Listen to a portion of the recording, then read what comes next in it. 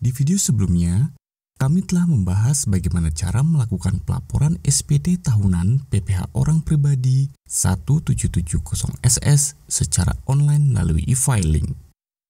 Di video kali ini, kami akan memberikan tutorial kembali bagaimana langkah-langkah pelaporan SPT tahunan PPh orang pribadi 1770S melalui fitur e-filing pada aplikasi DJP Online. Pada dasarnya, SPT 1770S dan SS adalah jenis SPT yang sama, yaitu diperuntukkan bagi... bentar. Kayak SP banget deh. Oke, sip.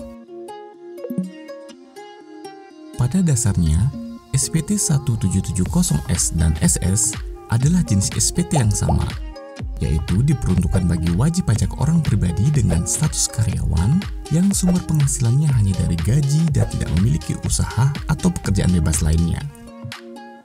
Bedanya, SPT 1770S memiliki isian yang lebih detail dibandingkan SPT 1770SS. Dan SPT 1770S diperuntukkan bagi karyawan yang memperoleh penghasilan berupa gaji dengan jumlah 60 juta rupiah atau lebih. Pada SPT 1770S, wajib pajak akan menginput lebih detail isian dari bukti potong 1721A1 atau A2,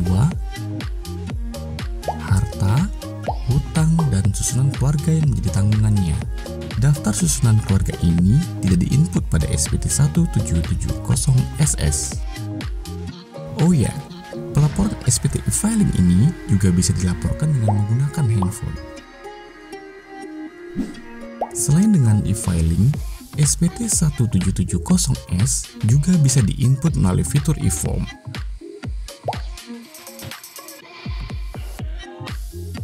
Apa dan bagaimana cara pelaporan SPT melalui e-form akan kami bahas di video selanjutnya. Namun sebelumnya, kami ucapkan terima kasih buat teman-teman yang telah mendukung channel ini. Dan buat teman-teman yang belum subscribe channel ini, subscribe aja dulu, siapa tahu jodoh.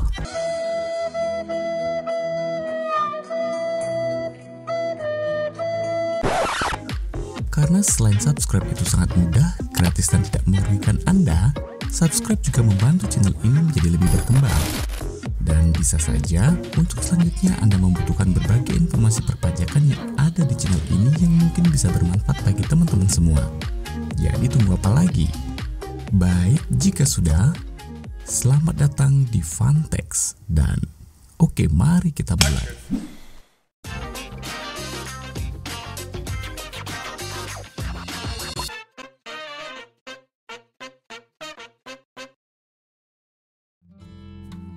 Baik, untuk pertama kali kita buka browser kita terlebih dahulu. Teman-teman bisa menggunakan browser Mozilla Firefox atau Google Chrome. Pada tutorial kali ini saya menggunakan Google Chrome. Ketikkan alamat djponline.pajak.go.id pada kolom pencarian. Jika sudah daftar dan bisa login di DJP Online, teman-teman tinggal memasukkan NPWP, password, dan kode keamanan. Tapi jika belum daftar dan belum bisa login, teman-teman bisa cek video cara daftar pada DJP Online pada link di atas. Di tutorial kali ini saya anggap sudah daftar dan bisa login di DJP Online. Lalu masukkan NPWP, password, dan kode keamanan, dan pilih login.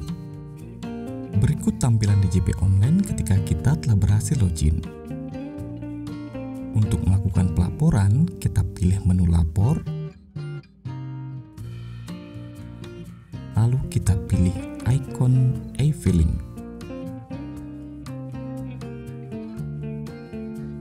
Setelah itu, kita pilih menu buat SPT. Maka akan muncul beberapa pertanyaan yang bisa kita pilih. Sebelumnya, untuk mengetahui beberapa istilah pada pengisian e-filing ini, teman-teman bisa cek kolom petunjuk pengisian. Di sana dijelaskan istilah-istilah seperti apa itu pekerjaan bebas, pisah harta, menjalankan kewajiban perpajakan sendiri, dan lain-lain. Kembali ke pertanyaan tadi, kita jawab atau pilih satu persatu. Pertama, apakah Anda menjalankan usaha atau pekerjaan bebas? Jika teman-teman memilih iya, berarti teman-teman adalah seorang wira swasta atau usahawan. Maka akan muncul pilihan upload CSV dari ISPT. Jika teman-teman memilih tidak, berarti teman-teman adalah seorang karyawan. Karena ini adalah tutorial SPT 1770S untuk karyawan, maka pilih tidak. Lalu akan muncul pertanyaan berikutnya. Apakah Anda seorang suami atau istri yang menjalankan kewajiban perpajakan terpisah atau pisah harta? Pilih saja tidak. Kecuali jika teman-teman memang ada perjanjian pisah harta, silakan pilih iya. Pertanyaan selanjutnya, apakah penghasilan bruto yang Anda peroleh selama setahun kurang dari 60 juta rupiah? Jika memilih iya, maka teman-teman akan mengisi e-filing SPT 1770SS. Pengisian e-filing 1770SS ini ada di video sebelumnya. Mari kali ini kita pilih tidak. Lalu selanjutnya akan muncul pilihan form pengisian e-filing, yaitu dengan bentuk formulir, dengan panduan, dan dengan upload SPT. Tutorial kali ini saya memilih dengan bentuk formulir, tapi teman-teman juga bisa mencoba pilihan dengan panduan. Namun, jika memilih dengan upload SPT, maka teman-teman harus mengupload file CSV hasil dari ISPT 1770S. Baik, kita pilih dengan bentuk formulir. Maka akan muncul tampilan halaman 1 dari 5. Dan kita akan mengisi tahun pajak serta status SPT normal atau pembetulan. Apa itu SPT normal dan pembetulan? Teman-teman bisa buka pada petunjuk pengisian.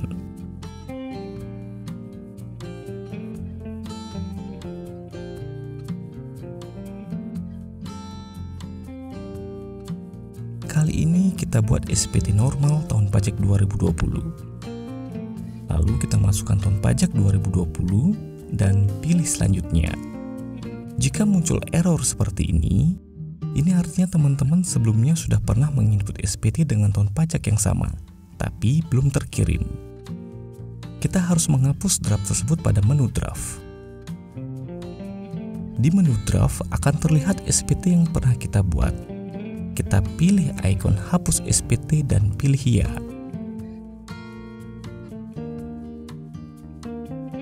Lalu akan muncul notifikasi SPT berhasil dihapus dan pilih iya.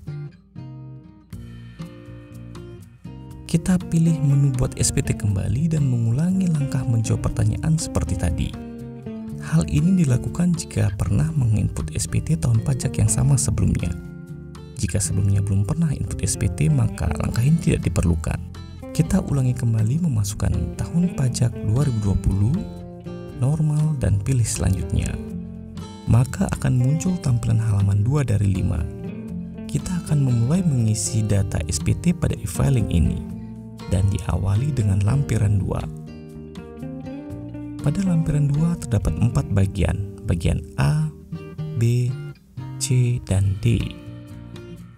Bagian A merupakan penghasilan yang dikenakan PPh final dan atau bersifat final. Bagian B merupakan isian harta. Bagian C merupakan isian hutang, dan bagian D merupakan isian daftar susunan keluarga yang menjadi tanggungan. Pada bagian A, hanya diisi jika memang ada penghasilan yang dikenakan final. Jika tidak ada, tidak perlu diisi. Apa saja penghasilan yang dikenakan final tersebut, teman-teman bisa cek dengan memilih ikon tambah di sini. Ada 14 jenis penghasilan yang dikenakan final pada isian ini. Untuk tutorial kali ini, saya anggap tidak ada. Dan jika ada, teman-teman tinggal mengisi jumlah penghasilan dan PPh finalnya.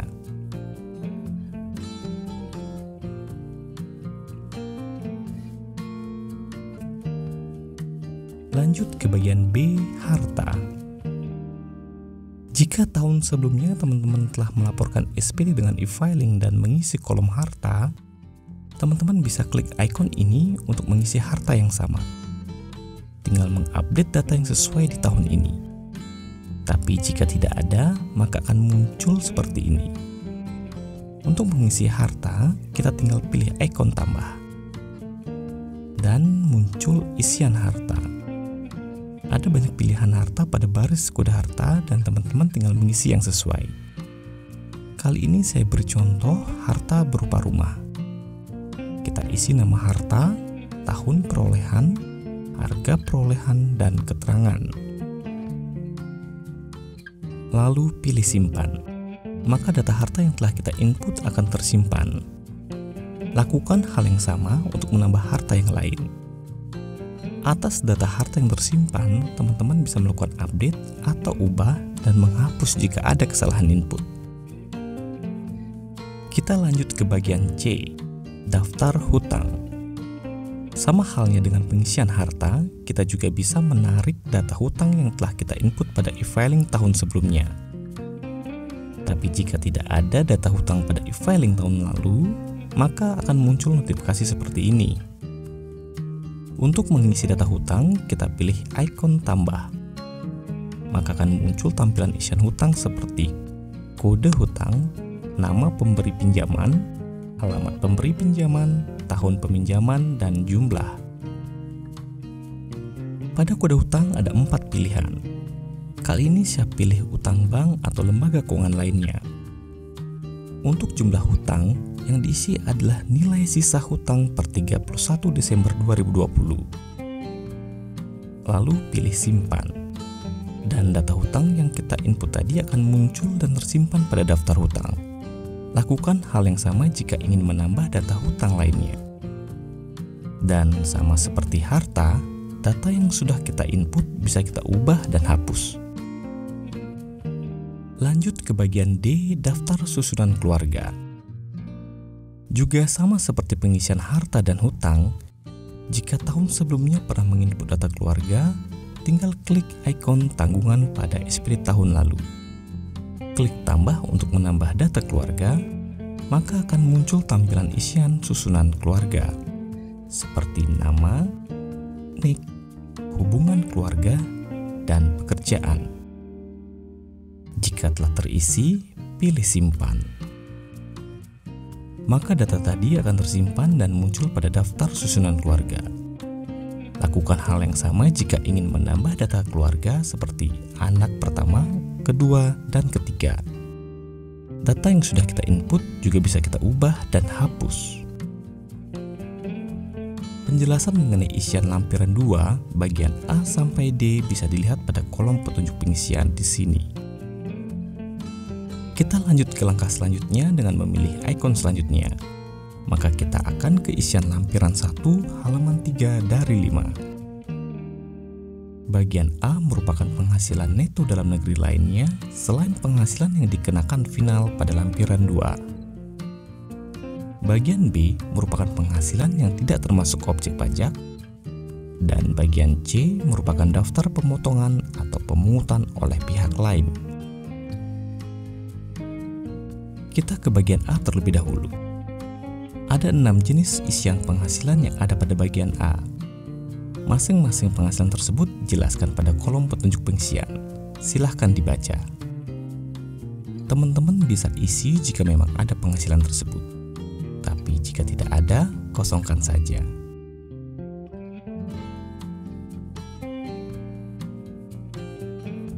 Lanjut ke bagian B, penghasilan yang tidak termasuk objek pajak. Pada bagian B ini juga terdapat 6 jenis penghasilan yang dikategorikan tidak termasuk objek pajak. Jika ada, silahkan diisi, dan jika tidak ada, kosongkan saja. Lanjut ke bagian C. Bagian ini wajib diisi jika telah memegang bukti potong 1721 A1 atau A2 dari kantor atau perusahaan tempat teman-teman bekerja. Untuk mengisinya, kita pilih ikon tambah. Maka akan muncul tampilan isian bukti potong yang terdiri dari jenis pajak, NPWP pemotong atau pemungut pajak, nama pemotong atau pemungut pajak, dan bagian nama ini akan otomatis terisi oleh sistem jika NPWP yang diinput benar atau valid. Lalu nomor dan tanggal bukti pemotongan atau pemungutan pajak. Dan terakhir adalah jumlah PPh yang dipotong atau dipungut. Semua data isian tersebut ada pada bukti potong 1721 A1 atau A2 yang teman-teman telah pegang. Mari kita coba isi. Saya telah menyiapkan satu bukti potong 1721 A1.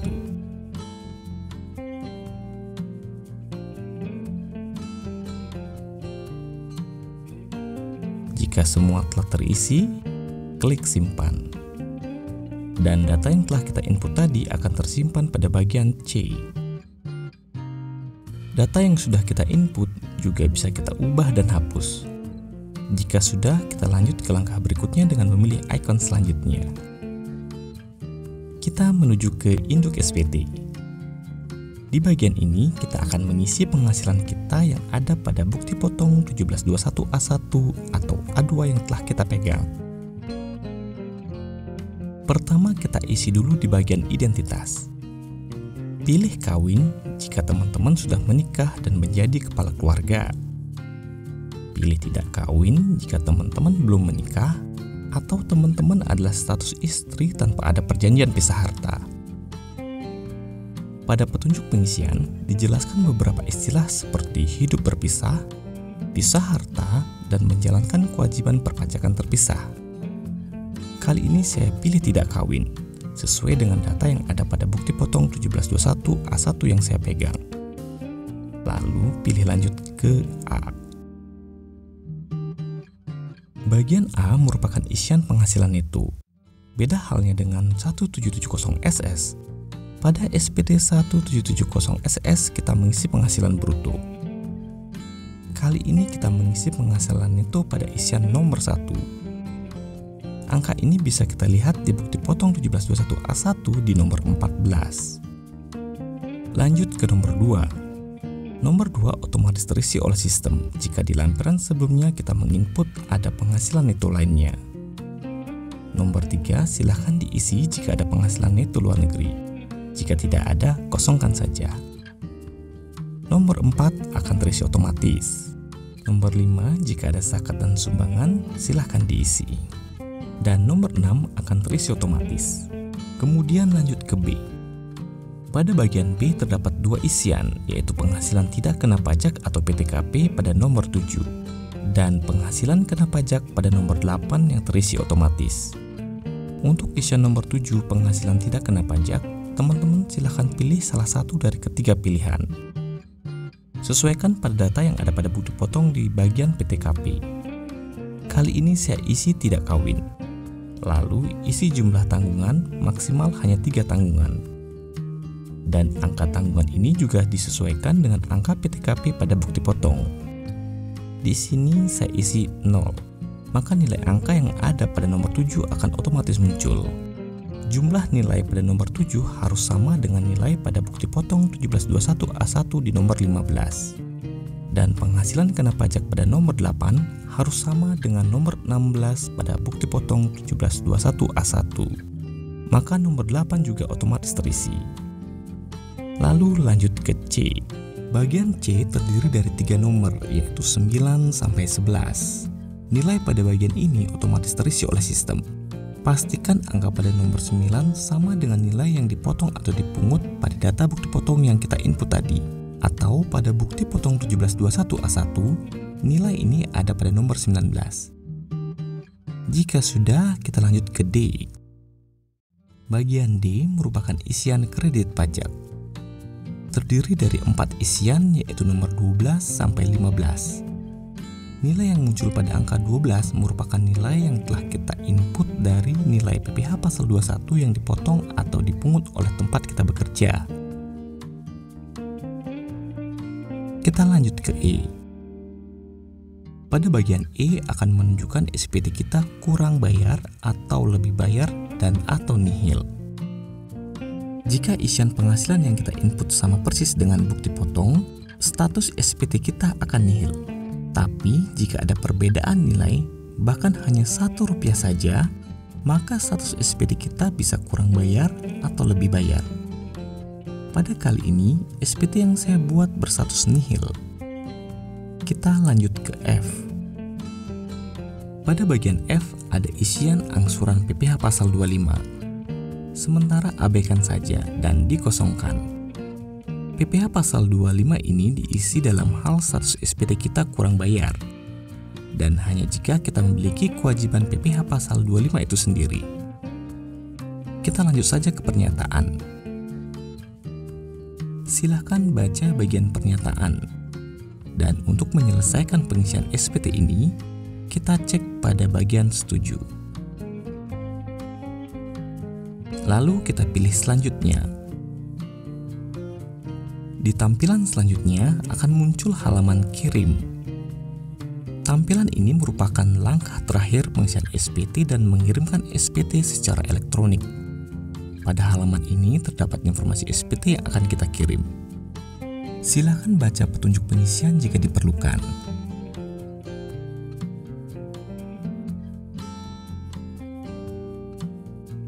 Dan untuk mengirimkannya, kita pilih warna kuning di sini pada bagian ambil kode verifikasi. Lalu akan muncul pilihan kemana kode verifikasi akan dikirim. Bisa ke email dan nomor handphone. Kali ini saya pilih kirim ke email. Lalu pilih OK. Maka akan muncul notifikasi sukses seperti ini. Dan kita bisa cek email kita. Pada saat saya membuat tutorial kali ini, proses pengiriman kode verifikasi ke email sedang mengalami masalah. Sepertinya hanya untuk pengiriman ke Google Mail. Hal ini dijelaskan pada akun Twitter resmi @keringpajak. Jika teman-teman menggunakan Google Mail dan mengalami kendala seperti di atas, bisa menghubungi @keringpajak untuk kode verifikasi tersebut. Tampilan kode verifikasi yang masuk ke email kurang lebih seperti ini. Jika kode verifikasi sudah masuk email, kita masukkan kode tersebut pada bagian masukkan kode verifikasi dan pilih kirim SPT. Maka akan muncul SPT berhasil dikirim dan teman-teman bisa memilih survei puas atau tidak puas. Untuk melihat bukti penerimaan elektronik, teman-teman bisa cek email kembali atau bisa dilihat pada beranda e-filing di menu arsip, klik di bagian ikon lihat BPE. Tampilannya kurang lebih seperti ini. Dan tara! Teman-teman telah berhasil melaporkan SPT tahunan PPh orang pribadi 1770S. Seperti biasa, jika ada pertanyaan, jangan ragu, silahkan tulis saja di kolom komentar. Dan jangan lupa, batas waktu penyampaian SPT tahunan PPh orang pribadi adalah tanggal 31 Maret. Jadi jangan sampai telat ya. Terakhir, mohon maaf jika ada hal yang kurang berkenan dalam penyampaian pada tutorial kali ini. Dan jika dirasa video ini bermanfaat, silahkan bagikan video ini ke teman-temanmu yang lain. Sampai bertemu lagi di video selanjutnya.